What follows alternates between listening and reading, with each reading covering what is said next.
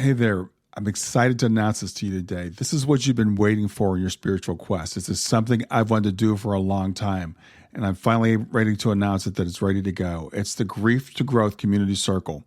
Now, this is a sanctuary where like-minded souls are united in their journey through grief and towards personal transformation. It's more than just a place. It's a beginning. It's a commitment to growth and understanding. Here you're finding not just a community, but you're entering a circle of trust and depth. You're going to engage with interactive coursework. You'll dive into exclusive podcast episodes and partake in discussions that illuminate the path from mourning to empowerment. This is a realm where every question is honored and every individual's journey is validated. To be part of this exclusive circle, visit us at grieftogrowth.com/community or look for the chat icon at the bottom of every page on the main website. Remember that entry is a privilege because I want to ensure that every member is as dedicated and genuine as you are.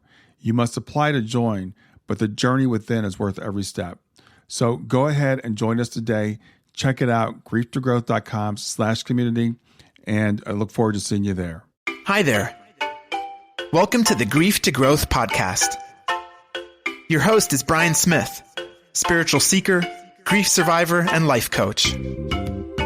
Brian believes that the worst tragedies of life provide the greatest opportunity for growth.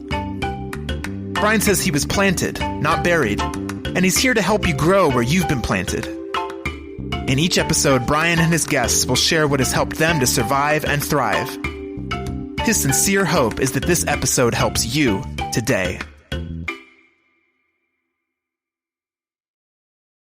And now, a brief word from our sponsor. When I decided I was going to do a podcast, I knew there were more moving parts than most people expect. How do you record a podcast? Where do you host it? How much will it cost? Do I need special software? How do I distribute it? All these questions were in my mind. I was all set to go with another podcast hosting company. Then I heard about Anchor. I believe that Anchor is the easiest way to make a podcast. Anchor gives you everything you need in one place. You can use it right from your phone or from your computer. Anchor is not only free, you can even make money from your podcast with no minimum listenership. Anchor's creation tools allow you to record and edit your podcast so it sounds great. They'll even distribute your podcast for you so it can be heard everywhere: Spotify, Apple Podcasts, Google Podcasts, and many more.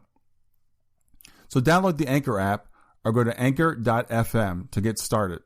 That's Anchor, ANCHOR.FM as in FM radio. And now, back to our episode. Welcome, everyone, to another episode of Grief to Growth. And today we've got with us Mark Earlix. I'm going to introduce Mark, and then we're just going to have a conversation about Mark and what he does. Mark Earlix is an internationally known healer, intuitive author, and ordained priest who was born in Chicago, Illinois. At the age of 20, Mark was given a profound gift that dramatically transformed his life and purpose forever. Mark has been initiated into 2 orders of Gnosticism. At the core of his teaching lies not only the awakening of the divinity and wellness within all, but also the experiential understanding of what is going on beyond the philosophical level. This understanding ensures real transformation and wellness of both mind and body. And Mark genuinely feels his gift of healing is available to all, which I'd like to talk to him about. And he teaches his unique techniques in experiential workshops, his writing, and individual appointments. Mark can be found at various expos around the country. So, Mark, I want to thank you for joining me today. It's an honor to have you here. It's such a pleasure. I'm honored to be on your show here. So I noticed when I was looking at your bio, it mentioned that you had a transformative experience at the age of 20. Could you tell us, is that kind of what started you in this?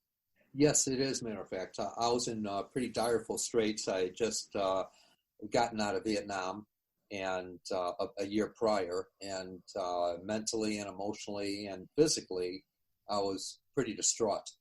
And I met a couple people who, giving this short story, I met a couple people that introduced me to the order that I'm still a part of, even though the order is dead, and I won't talk a lot about that.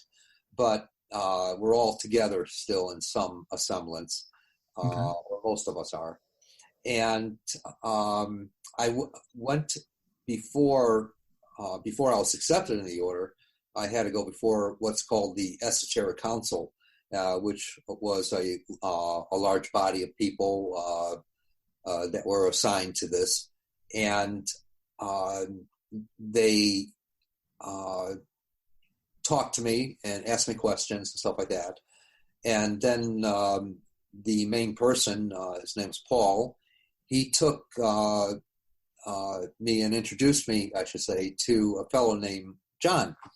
And John was a priest, and he was going to be my teacher. And John called me over to the window and says, I want you to go downstairs and go into that chapel, and in a little while, someone's going to pick you up and get you something to eat and show you where you're going to be sleeping. So I said, great. So I left, went downstairs, and knocked on the door of the chapel. I looked in when someone answered it, this one brother, and it looked like there was literally no one else in there. So I said, great, I'm going to have a good time, I'm thinking to myself. I didn't know what a chapel was. I was brought up Jewish, and I'd never been in one in my life. And the fellow said, well, you don't have to knock. You just come on in, if they sent you down here. I said, great. So he said, anything else? I said, yeah. They told me to kneel before the Mary Shrine. And then, just stay there for a little while. I said, fine to them. And here I am. And he said, well, what do you want? And I said, well, how do you kneel? And he got a little disgruntled, and I'd never been in a chapel. And I said, also, where's the Mary Shrine? And he looked at me real quizzically. And so he pointed it out to me and got even more disgruntled and kneeled for me and just walked out. And there was no one else in this place. So it was just a bunch of candles and pictures on the wall of various religious figures. And so I'm kneeling there at this little altar, and on the altar was it looked like a handmade doily that covered the entire top. And then there was a red candle, and there was a red rose in a beautiful leaden vase. So I'm moving this picture that looks like this woman with a white veil over her head, because it looked like she was looking at me, one of those trick pictures or something. And, so I couldn't get any satisfaction with that. So then I started plucking the petals. I was bored. I was plucking the petals of the rose, putting them in my pocket, blowing out the candle, relighting it. And I found myself getting really tired. And I figured, okay, when this guy left, the door creaked. So if anyone came in, I would hear it, and I'd be able to get up. Looked like I was just kneeling there. So after a couple moments, I decided to put my head down and go to sleep. And so as I was putting my head down, then all of a sudden I found myself in this semi-dream state. I was conscious of the noises outside, but yet I was picturing myself just looking out in this area that went on forever, further than the eye can see. And it was like a maze in the old English countrysides with really tall hedges. And it was all around me in my vision, inside my head. And I thought, this is neat. And I wasn't hallucinating. I didn't think. I wasn't in a sleep. I wasn't dreaming. And so then, that's like a vision in your head? Yeah, it literally. And it felt like I was there. And then I found myself somewhere in that maze. I didn't know where, because it went on forever. And it was a little grassy knoll area, and there was what looked like an old Chicago park bench with green slats of wood, ornate wrought iron, and it could seat 3 easily. And that was next to me. And then in front of me was this road that was about maybe 15, 20 feet wide. And there was forest all around. And the road led into an alcove that went into the forest. And you couldn't see into it. It was so dark and lush and green. And then to the right, it went into what looked like a monastic type structure, handmade stone structure with a wooden door on the front. And it came down, and a procession of brown-robed monks came out. There were 10 long and 4 deep. Wow. And as they all passed me, they had their hoods over their heads, their arms in their sleeves, and the robes went past their feet. You couldn't see them nor their faces because of the hood. Mm-hmm. And they kept on going into that alcove that went into the forest. And then the third one deep stepped out, took his hands out of his sleeves, put his hood back, and came up to me and introduced himself to me, and I introduced myself to him. Wow. And so then I found us sitting on the bench facing each other, and he was asking me questions about healing to bring information out of me and more conscious, I assumed later. Mm-hmm. And I was asking him questions, and he would be elaborating on them. Then the procession came back, and he went back into his place, and they went into that monastic-type structure, what looked like one, and the ramp door went back up. And then all of a sudden, someone tapped me on the shoulder. I swung my head around, and there was this funky-looking dude in a robe that said, "Hey, I'm sorry I'm a little late. I'm here to get you something to eat, show you where we're going to be sleeping." I said, "Wow." That's all I could say was, "Wow." Wow. Yeah, exactly. And so walked out the door, and it was dark out. And I looked at my watch. I had been in it for 5.5 hours. Oh, wow. Okay. So it was, then I got something to eat, and I was taken to my quarters, and that was it. So what led you to the chapel? I mean, you said you were a Jewish kid, and what led you to the chapel? It was, a time in my life. I had just gotten out of Vietnam a year prior, mm-hmm. and I was in pretty direful straits. Mm-hmm. And there's a story before that. During those direful times, I was in Arizona at the time. Mm-hmm. And then I was actually in the process of killing myself during that time. And I had to, there was something that kept telling me inside, my parents are going to come to Arizona from Chicago, and they're going to see my body. They're going to be embarrassed as it is, and they're going to be embarrassed with all the dirty laundry that's all around. Yeah. And so I had this fantastic need, as corny as this sounds, to do my laundry. So with tunnel vision, with nothing else in my head, I had to do my laundry, and that was the only thing that was focused in my mind and in my sight. So I picked it all up, put it in my duffel bag, walked out. I didn't even have enough money to drive for gas. And so I had to walk 2 blocks down the road to a laundromat. Mm-hmm. And as I did, somewhere in the background, far, far away, as when someone has tunnel vision, there's nothing else you can see or hear. Mm-hmm. But somewhere all the way back in my mind was this car that was honking, and it was just very far away, and it kept getting louder and louder and louder, and it was breaking my focus, and I really hated that. I was mad. Mm. And then my focus was broken enough that I turned to my left, and I saw in the street about 10 feet away this car with these 2 women in it, and they're saying, "Come on in, we'll give you a ride." And I said, "Leave me alone. I don't want to. Leave me alone." And they kept on insisting. Then finally, my focus was totally broken. I just knew that I had to do my laundry. So I said, okay. So I got in the back seat, and they started taking off.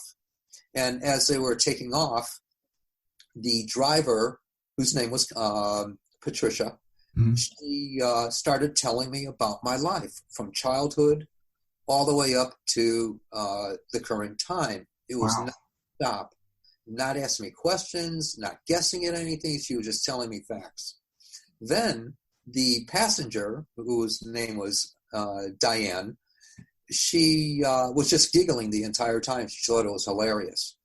And I didn't know what to say or anything because someone's telling me about something that I already knew about, mm-hmm. details. And so they passed the laundromat I saw, and I said, wait, I got to get out. No, we're going to get something to eat. I said, I don't have any money. And they said, don't worry, we're going to buy. And we're going to go to this great Mexican restaurant. And I said, I hate Mexican food. And, oh, you'll love this. And so no matter how insistent I was, they wouldn't let me out of the car, and they kept on going. And it was on 7th Street and Indian School was a restaurant in the Phoenix area, and it was called La Cucaracha. It had hitching posts in front, a dirt driveway, and it was literally the best food I had ever had in my life, I think. Yeah. And chimichangas. So from there, they said, okay, we're going to take you back now. And no talking during the entire time. And we were just enjoying the meal. So they took me back to the laundromat where they said they would. And they said, see you later. And I said, wait, how do I contact you? And so they rattled off as they were driving away an address. And during that time, I'm saying, I can't remember things. I have very terrible short-term memory. Mm-hmm. And I said, bye. So it was 7 o'clock that night that I was praying to God that this was their address. And it was. They answered the door. I said, oh, great. We've been waiting for you. And so that was it. Then I stayed with them. They got me a job making lenses for glasses. And I worked with them. I lived with them. And it was just awesome. And my entire life changed. Wow. Then one day, without ever mentioning anything, they said, okay, we're leaving. It was about 9 months later. And I said, what are you talking about? You're leaving. And everything's great. And they said, we're leaving. And we're going to an organization, an order that we're a part of. They never mentioned the order or anything. Wow. And it was, we ended up going to it in California. And that's where they introduced me to the secretary that was downstairs of this Gothic 3-story building, one of the order buildings. And the secretary said, okay, I'll put you on the list for going upstairs before the council. Wow. And that was it. And so here I am leaving the chapel, and the next morning, I still didn't know if I wanted to stay there. I wanted to travel. So at 6 a.m, I'm walking around this 3-story building, figuring out, and no one else was on the street at the time. Am I going to stay or am I going to leave? Mm-hmm. What am I going to do? And then it was about 50 feet in front of me. There was a street bum with tattered clothing, unshaven, unkempt, greasy head. He was about up to here on me. And he's walking purposefully towards me, just looking at me. And I figured, okay, either this guy's going to knife me, shoot me, yell at me, say something vile, hit me, whatever. I didn't know. So I started puffing myself up and looking rough and tough and hard to bluff. And I figured, okay, I'm going to lay this guy out before he does anything to me. And he gets up to me and standing in front of me, and he's looking at me, and he's saying, put your hands on my head. I said, what? And he said, put your hands on my head. And so I felt this compulsion to do that, a need to do that. Mm-hmm. And I put my hands on his greasy head, looked around, make sure no one else was looking, because I didn't want to be embarrassed from that. And all of a sudden, I felt this weird sensation coming out of my hands. And I didn't know if it was the blood pressure, the heat of the day coming on, mm-hmm. or what it was. And it lasted for about 5 or 7 seconds. Mm-hmm. And then he said, as he's looking at me, take your hands down. And I took my hands down, looking at him real quizzically. And he said, thanks for taking my headache away. And he walked away, and I never saw him again. And I just went in, had breakfast, tried to blow off everything. And then later that afternoon, there were several of the brothers hanging out outside. Mm-hmm. So I figured, maybe there's someone I could talk with here and, see, answer my questions or whatever. Right. And there was this really tall brother that came up to me, who I never saw before, and at least in the past day and a half. And he said, I have a headache. And he's looking down at me, and I'm looking up at him. I said, so? And he repeated, I have a headache. And I said, well, take some aspirin. He's saying it again, I have a headache. Then I remembered what had happened that late afternoon before and what had happened that morning. And I said, can I try something really weird with you? And he says, yeah. And so I reached up on my toes, put my hands on his head, and I felt the same sensation. It lasted for a few seconds. And he said, how in the hell did you do that? I said, why the hell did you ask me to? Wow. Yeah. And so that was the start of it all. Wow. And, That is incredible. yeah. And ever since then, I've been working with it, learning about it, and even till today. And now it's about 45, 46 years later. Wow. So you stayed with the order for a while once you... Yeah. Okay. Yeah. For about almost 10 years. Okay. And all of us are still, in communication, and we all acknowledge each other's, positions or office. And sometimes there'll be gatherings and stuff like that. We're all fairly friendly. Yeah. And, some are went into Greek Orthodoxy, their priests and their bishops, and other people went into Russian Orthodoxy or Christian Orthodoxies. Some went into just being artists or university professors or whatever they do, attorneys, you name it. Yeah. Stay with us. We'll be right back. Hey there, something I want to tell you about today. My podcast platform, Buzzsprout, has recently made it easier for me to allow you to support me financially. Go to www.grieftogrowth.com/subscribe. That's grief2growth.com/subscribe. And once you're there, you can sign up to support me financially. Now, you can do it for as little as $3 a month, or of course, as much as you'd like. If you do that, you'll get access to bonus episodes, and you'll see those in the regular feed. They'll have a lock on them. But when you become a subscriber, you'll actually get access to your own private feed, and you'll be able to listen to the regular podcast along with the bonus podcast for the subscribers. I want to thank you for listening. I want to thank you for sharing the podcast. And I want to thank those of you who support me financially. Have a great day, and on to the episode. So did you at that time become a healer as a profession, or where did you go from there? From there, I went to Motorola. Okay. And, I worked at Motorola for quite a while, about 7 years, really. Mm-hmm. And it was at Motorola, someone had an accident on one of the pieces of machinery. I was a repair tech at the time, and in charge of a team and all. And the person that had a injury, they got their hand cut or caught in a automatic exertion machine. And the woman screamed, and everyone in the factory, hundreds of people heard it. And a few people were milling around. I went there, and the supervisor saying, I'll get the coat, I'm taking you to the ER. And so he went off to get her coat and his coat. And I didn't even notice all the people there. I just said, give me your hand. And she looked at me, and it was real quiet, and she gave me her hand, and I sandwiched it in between mine, and I worked with her for a couple moments, and the supervisor came back, and he said, quick, let's go. And she looked at her hand, and it was gone. The injury, there was like a mass on her palm. Mm-hmm. I looked, and everyone's looking at me, and I just felt like I just wanted to squirm away and not be noticed. Mm-hmm. So it was from then on that people at Motorola started asking me to work with them, their families, and et cetera. And so I started getting appointments. I was working full time, a time and a half really.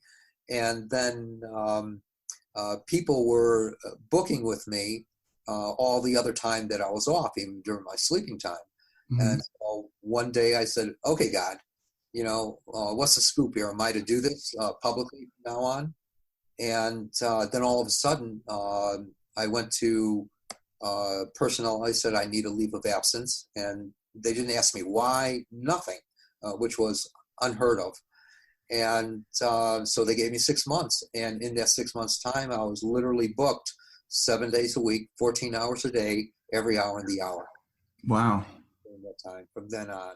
And then it started growing, and I was asked to do workshops and develop into that from there on. I've worked with many people, all kinds of situations. Now it's turned into, from just putting my hands on someone's head or working with a specific area, now I can teach how to work with the whole body.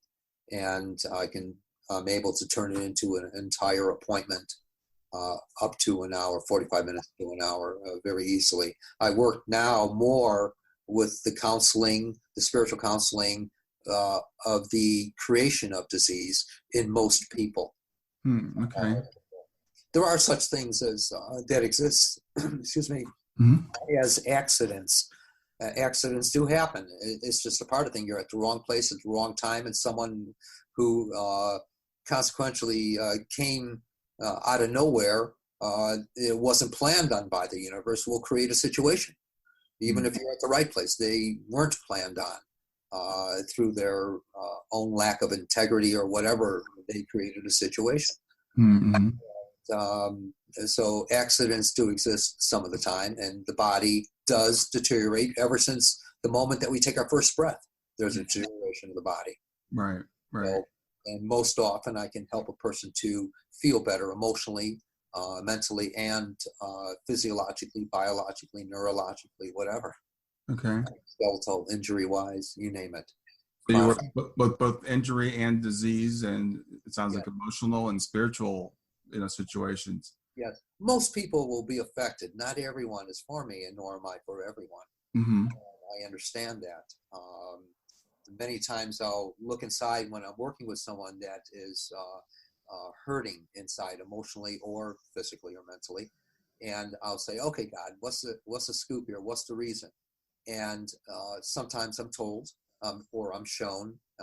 We hear and see through our knowing. So through that knowing aspect, I'm shown and told. Mm-hmm. And other times, I'll be looking deeper and deeper and deeper and say, okay, what's the scoop here? What's the scoop? And then all of a sudden, I'm told it's none of your business. Just do your job. And I say, okay, boss. Yeah. So when you're, I'm going to ask you a question about like the origins of disease. Does it start in the physical body? Does it start spiritually? Are you tapping into that when you're healing? Sometimes. And what I found, I've worked with and taught about, who knows, maybe 25 to 35,000 people over the many years since I've been doing this publicly.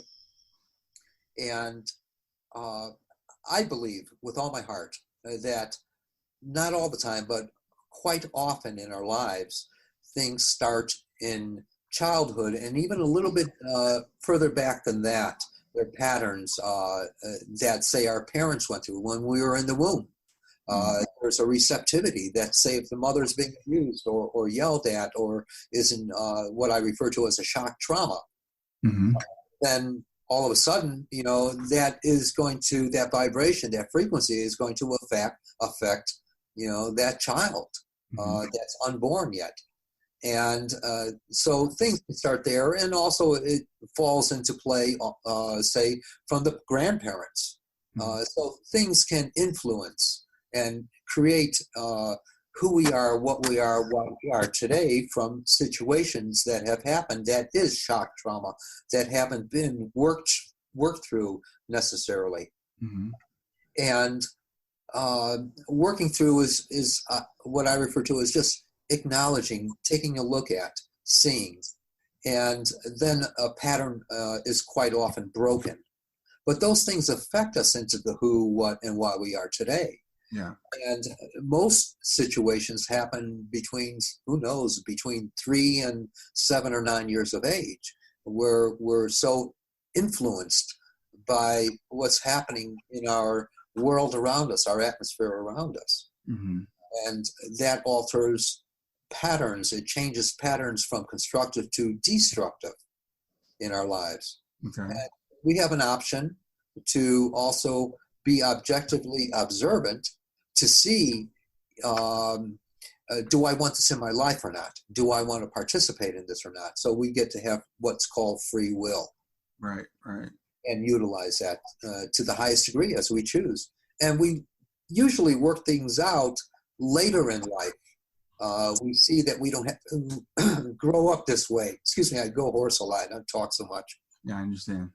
And we don't have to grow up this way or live the rest of our life if we choose, if I just look at this objectively, observantly. Mm-hmm. And if, as we do, then we're not participating in the dilemma or drama or trauma. Okay. Then the pattern's broken. Okay. Then what happens when the pattern is broken, there's, okay, what do I do now in my life? There's an awkward feeling. What do you fill it with? Well, if we don't plan on doing anything, it's fine, because we're going to find something to replace it with in our life. Our mental status is going to change. Our expressions are going to change. Mm-hmm. Our actions are going to change automatically for us, I believe. This is all what I've experienced and witnessed in life with people. Okay. So it sounds like maybe initially you started off with the physical healing. I mean, and you're obviously still doing that, but you're kind of maybe moved into like you're doing more counseling and spiritual stuff. Is that true? Right. I try to incorporate the healing with the counseling as well. Yeah. Well, I don't diagnose, I don't prescribe it, I don't tell anyone healed from day one. My order stressed from the very beginning when the gift showed. But the gift is, there are no such thing as gifts. We're the gift. We are the gift.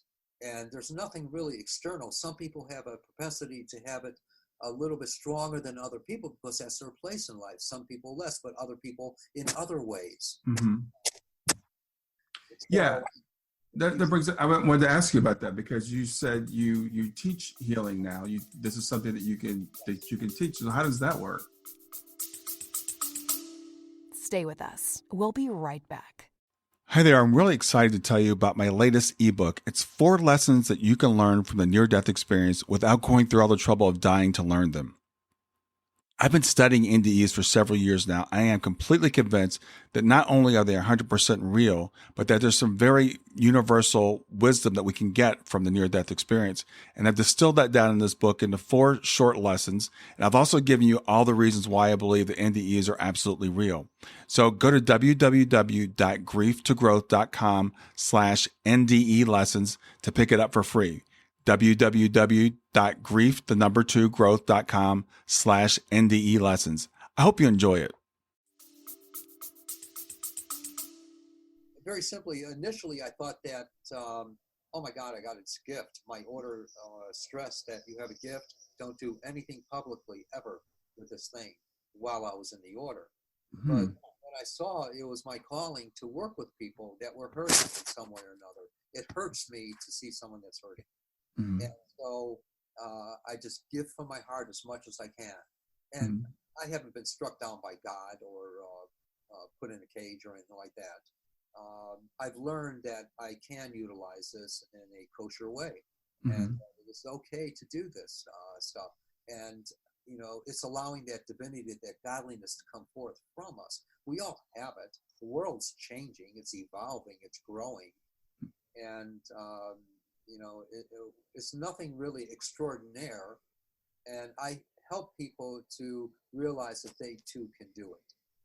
Okay, yeah. Really, really important to varying degrees. And if I can clone a lot of little me's, great. You know, I love it. So, are most of the people take your courses? Are they professional healers? Like, are they people that work with other modalities? Like we've heard of Reiki and things like that. Is it something similar to that? It doesn't matter. Okay. What course of study you've ever had or what degree you are in it, it's really non-relevant. I've taught many masters of various modalities. Mm-hmm. And I feel my way is what I've learned and what I utilize is really simple. It's esoteric at the same time, which means it uses a lot of intuition. The teachings are there, and we come forth, and we can allow ourselves to be open enough to receive something different than what other people may perceive in what they get in meditative state. It's it can go even deeper than that with the inner teaching, the intuitions. All gifts have intuition in them. Okay. A gift that can exist that doesn't have it. So Okay. we all have it to varying degrees according to our acknowledgement of it. And I help people to try to understand it, to varying degrees. So you're helping people kind of tap into the intuition that they already have? That'd be the way of... Yes, and to develop it. Okay. And I utilize it mostly, there's various gifts, but I utilize it mostly through the healing and going inside, without a ritual and saying, okay, boss, what's the scoop here? What's this about? What's this about? Yeah. The old man or old woman upstairs, which is really inside, through a Gnostic perspective, it's really inside, and it's just waiting to express through us and come forth from us. So, Yeah. Which is awesome.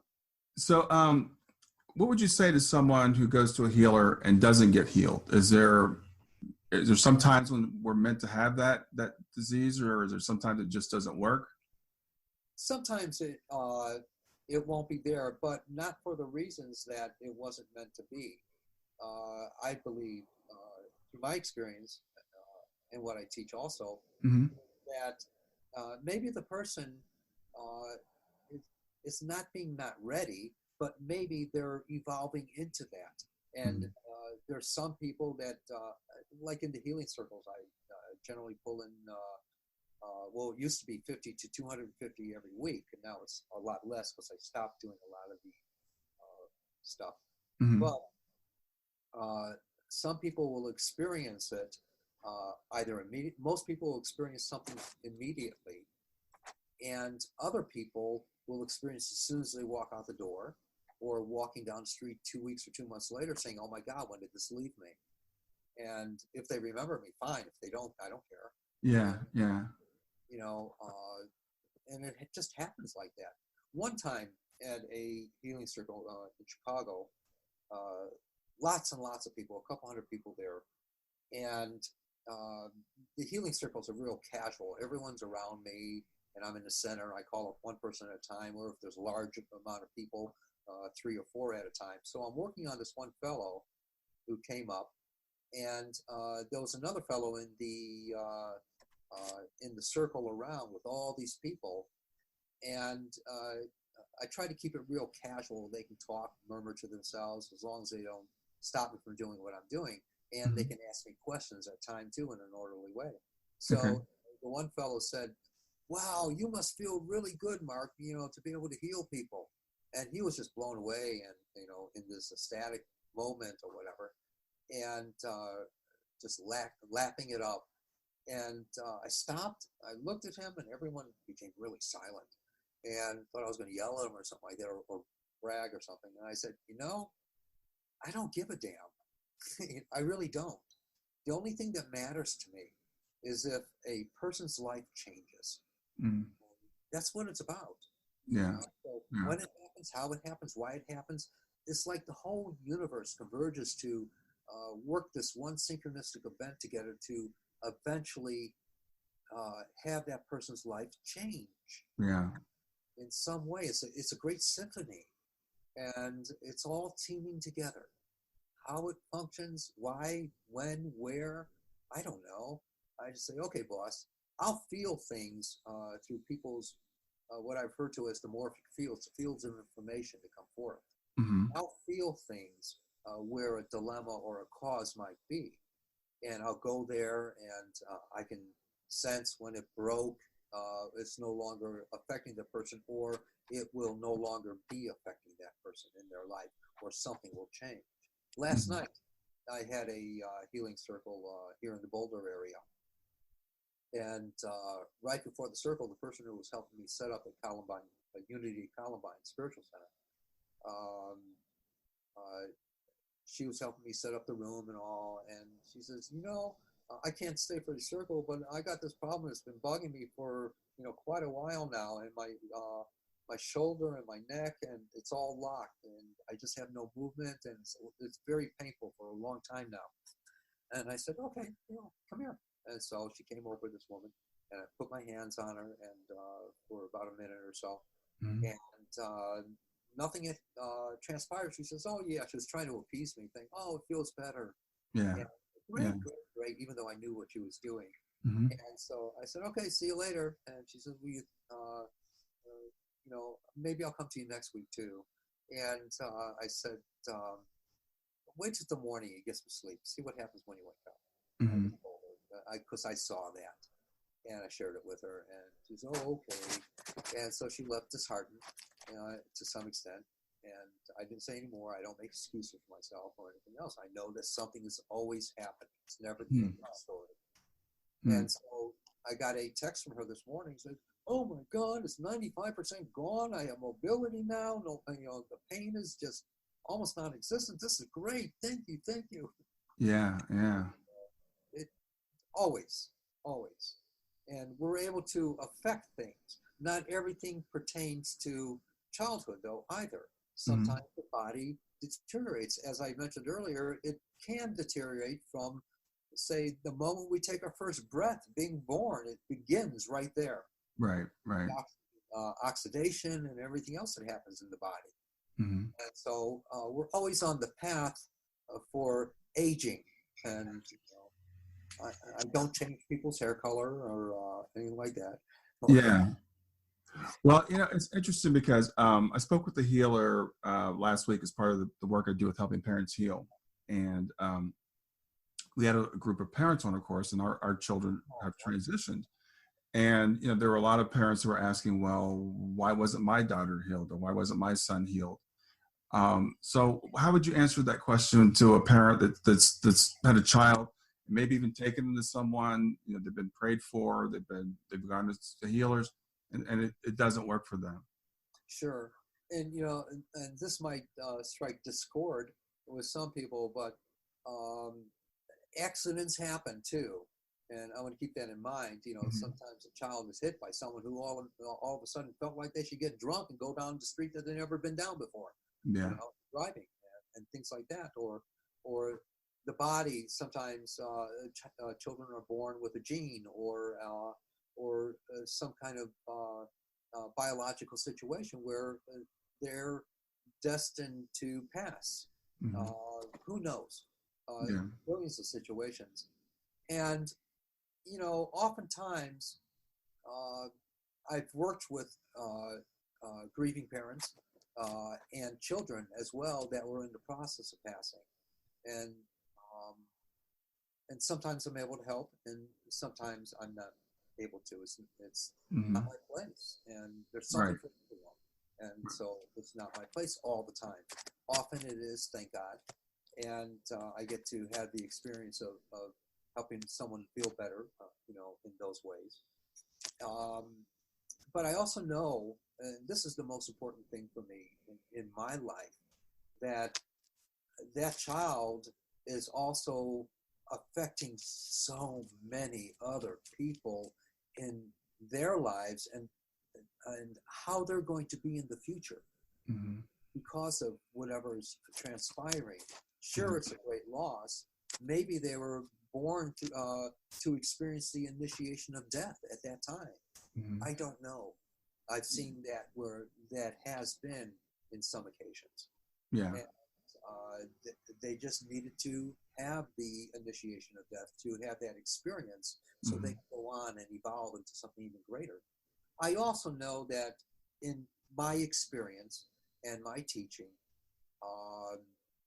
and what I've read as well at times years ago, that we've been here hundreds of thousands of times. And I believe with all my heart, that being the case, in what I've experienced and learned, is that we're going to be here hundreds of thousands of times more. And a lot of people say, oh, this is my last time. Yeah, everybody says that. And so they got it all figured out. Yeah. And that's fine. That's okay. If that's true, great. Yeah. No qualms with that. And I'm often saying, beam me up, Scotty. And so but we go through experiences for the purpose of evolution, and we're also contained in what I refer to, or what others refer also as, a soul group that allows us to evolve with a similar mind, even though we don't know these people right away in life. And they're always coming in, leaving, and this and that. And it's composed of thousands and thousands of main people, and or even more, I don't know.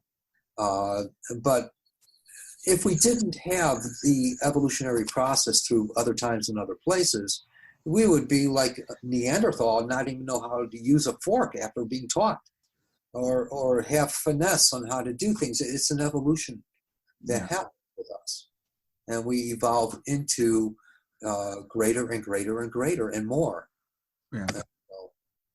And as far as, with the children, those one time that when I was first starting, this first story pops in my head, is this Mexican family that called me up, and they said, we heard about you, can you please help us? And I said, what's the scoop? And they said, well, we're at such and such a hospital in I think it was Rush Press St. Luke's in Chicago, hospital system. And they said, our newborn, who's 3 days old, has a tied intestine, and she's in total pain, and the doctor's having an incubator, and they're going to do surgery tomorrow. Please, can you help us? And so I said, yeah, sure, I'll try. I don't know what's going to happen. I never do. So I got to the hospital, and I put my hands through the gloves that went into the incubator. I put my hands on the belly of the 3-day-old, and it's incessantly non-stopping and crying and extreme pain. And so I did my work with her, and inside me, I watched it untie in that knot, and then the baby stopped, and the parents looked at me. I looked at the parents, and not knowing what was happening, I just did it, and I knew inside that it was untied, but I didn't know a lot of the dynamics, or in real time, I didn't know why the child had stopped crying, if it had passed or whatever. And so I took my hands out, and I said, I'm done. And then I left, and the whole thing took maybe about 7 minutes. And so that day, the father called me, and he said, the doctor, they did more x-rays and scans or whatever, and the intestine isn't tied anymore, and they don't understand why. But we want to thank you very, very much. Yeah. And things like that can happen very easily. I've seen thousands and thousands of things. Right. That way. And it's all through knowing and accepting. That's what healing is. It's just knowing and accepting. After all the years, I've been learning that since day one. It's knowing. Yeah. Well, thanks. I appreciate you sharing that answer with me, because that's a question that comes up often in the groups that I'm with, and it's not knowing, what's going to happen. Right. Not knowing that you're also in a world of trust, and you're trusting what we call God, Creator, Universal Mind, higher source. I call it God personally. And I don't know how it's going to happen, what's going to happen, why, when, where, what, or anything. Right. And I say, okay, boss, take over, do this for me, but I know it's coming from within. I don't know if why a child is going to go through trauma, the way that they do, and for what purpose. I just know that when I'm available, I'm there, hopefully, to bring ease to that child, or to help it transition. Yeah, going through the death. But I also know that it's not the end of the world, so to say. Going through the death means going from one place into another place. Yeah. And which is the greater place, Yeah, and that's the perspective that I try to that's part of what I'm trying to do with this show, is to help people to get to that perspective that, you know, even if your child passes or if you're not healed, that's not the ultimate failure.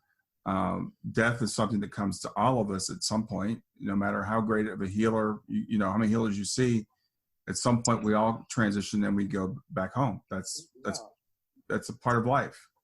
It is, and it is life. Yeah. And so, you know, we have to live in that life as well. But, you know, we have the world around us that we rely on. And we have these children or someone a little bit older, like a relative, or, you know, that's in the teens or 20s or 30s or 40s or up, that passes. But we've relied on them in our hearts in some way. And we're a part of the world, they were a part of our world, and now what are we going to do? And so sometimes, not often, but sometimes I'll be able to see things. And at one of the healing circles in Arizona, there was everyone's around, and I'm talking a little bit in the center, explaining what I'm going to be doing and stuff, and how everything's going to work at the circle. And then all of a sudden I flipped my head around, and there was a woman off to the left, and I saw like a superimposed mask on her, and it was another face, and I recognized it inside as her husband. And I said, I know that your husband passed just now, or excuse me, the other day, and I know that you're grieving, but I want you to know that he wouldn't be here now unless he was there to let you know. And so he's alive and well in you know, a much higher vibratory place, you know, a much greater place without the things that we carry today here. And he's there, and he wants you to know that. And he's alive and well in his world, and he will be coming back. And she just had this huge burden lifted from her, which was incredible. Then all of a sudden, I turned around, and there was another woman there who just lost her child, who was 14 years old or 12 years old or something like that. And the same thing. It was the same darn thing. And so, you know, there is life after life. And, you know, so enjoy what we have now, and, you know, let go of some of the old patterns that feel awkward to us when we're confronting people or when we're living our lives. Let go of the patterns that don't necessarily feel right anymore by recognizing them, what they are. That's all you have to do. Just recognize what the pattern might be. Then it's broken. Then greater will come in. And then maybe also we'll be opening ourselves to a greater communication from that's out of this realm. You know, who knows? Now, do you believe that maybe sometimes illness could be serving a purpose? It could be maybe a wake-up call? Could be, yeah. Sometimes I am the last person in the world to talk about exercise or dietary, and unfortunately. And but sometimes for people I work with, quite often, a lot of the people that I work with, I'll just come right out. I take no prisoners usually when I say stuff. But, a lot of the people that I work with, they've either become health food freaks or vegans or vegetarians or something. And the other huge chunk of people that I work with, not all people, but the other huge chunk of people that I work with are the ones that are starting to do exercise in life for the past year or two. And so I work a lot with people that are into health stuff or exercise stuff. I say, you know, just grab your remote and sit back, you know, watch TV and don't move ever, and eat your popcorn and chips. You know, so, not really, but, you know, I eat it's interesting you bring that up, because I follow Anita Morjani, who you probably know, had a near-death experience and had cancer that was terminal, was in the hospital, was dying, miraculous healing and everything. And she attributes her cancer, at least in part, to the fact that she was so fearful about her health. And she was a health food freak and just, did everything right and everything. And so now I would say she probably teaches more moderation. in terms of, that whole thing? It's a shock to the body. Even after a couple years, it's still a shock to the body. It's, in some sense, I don't know why this comes to mind, but in some sense, it's no different really than going from a minor or major surgery, and they're moving the organs around, and it's all taken care of, whatever the situation was. But then for the next 2 years, you're experiencing the organs coming back to where they belong or naturally sit. So you're going to go through hell in pain and discomforts, and doctors saying everything's okay, we don't know what's wrong. But for 2 years, you're going through bad stuff, inside, and you're in pain. That leaves impressions in the mind, and you get sicker from the impressions, et cetera, et cetera. But, it is correctable with that kind of situation, and for the people that are shocking themselves into eating healthy or all of a sudden or doing massive amounts of exercise. It is correctable. The muscles have a memory of what their origin is, that you can actually help them to relax and to find their place. Or the organs inside of a body, doesn't matter. And just by one way that I utilize and work with is through watching what I refer to as the hands of God come out of mine and go into the person and correct the situation. I know nothing anatomically or medically. And so I pretty much rely on the boss and its hands coming out of me and doing it all just about. And so it happens. We can correct the injuries that we have. We can correct the after surgical procedures. After the surgeries from the procedures. We can correct the mind as well very easily in most situations. But for most situations. So, what are your workshops like when people, if I want to come in and learn healing from you, is that like a weekend thing, or how does that work? The average workshop that I do is 1 day long on spiritual healing. And then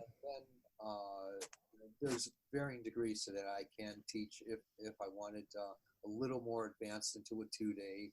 But the other main workshop that I have is a 3-day apprentice program. I'll be offering one sometime, I believe, in September in Phoenix. Okay. And, I taught thousands of people. And then another set of workshops that I do is on intuition. Another one is a workshop that I do, which will be expanding as well, going into anxiety, worry, and fear. Oh, wow. That's much needed. Yeah. People's minds just change, starting off as soon as they walk into the room all the way through the end. It's just incredible. Okay. And then there's another workshop that I have. I refer to it as it's a 3-day. I refer to it as the illumination, where they get to experience the light within them. And Wow. Within. Okay. And then it's learning how to work with it, be a part of it, and let it be a part of you in your life. Wow. And all these are available to look at on your website? Yes. Okay. Everything's on the excuse me, on the website. Okay. And could you give us that? It's markearlix.com, is that right? Yes. www, of course. markearlix.com. Yeah, and I'm going to spell your name because I spelled it wrong the other day. So it's Earlix. Yes. Yeah. And you've written a couple of books too. So could you tell me about the books you've written? Sure. The original one was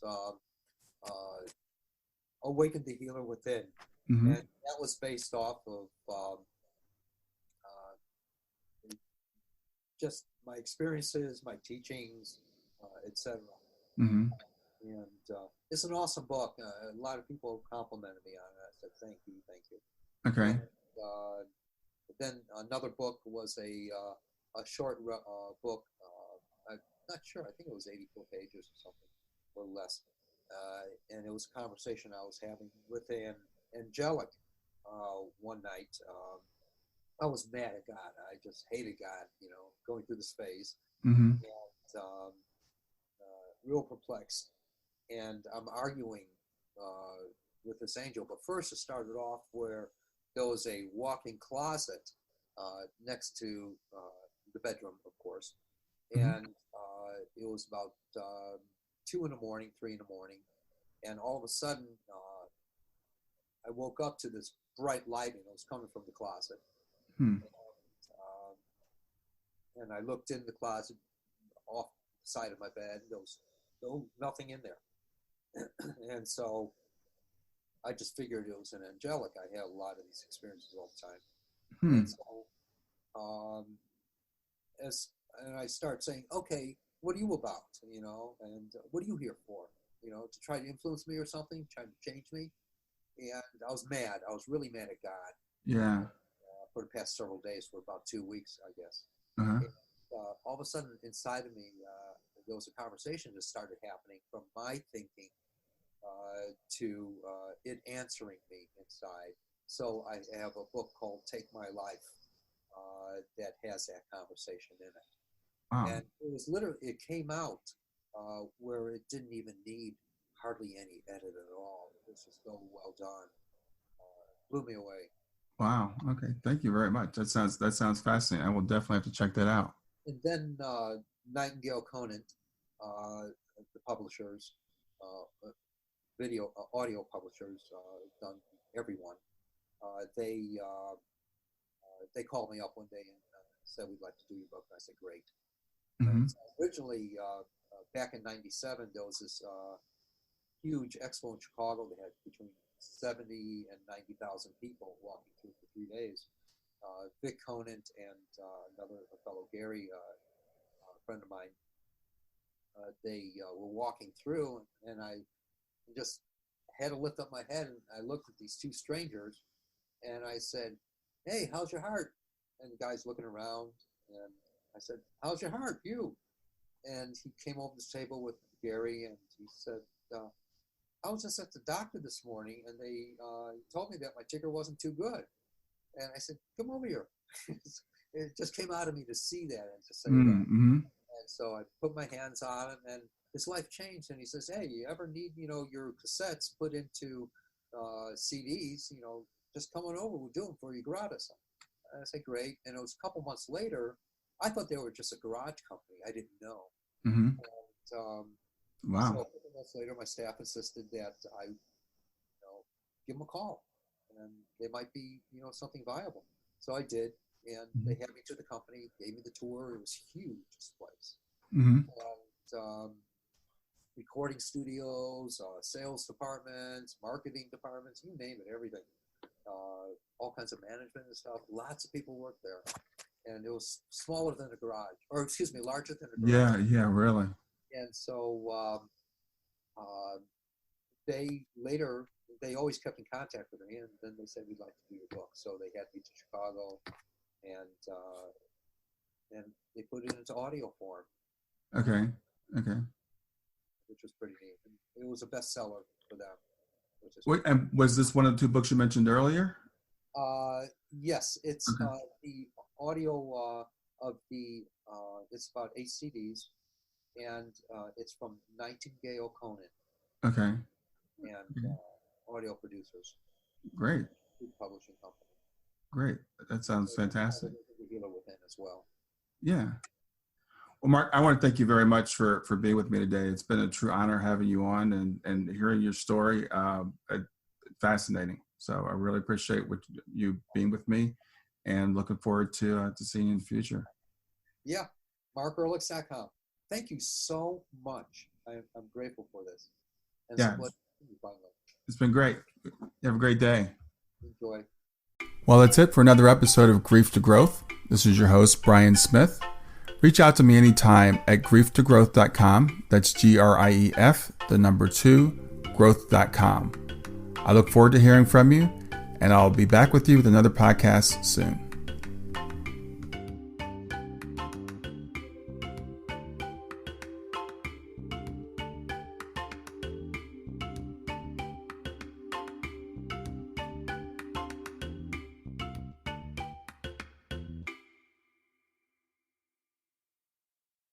Hi there. I hope you enjoyed this latest episode of the podcast, and I'd love to hear your thoughts. What questions came up for you? What did you like about it? What didn't you like about it?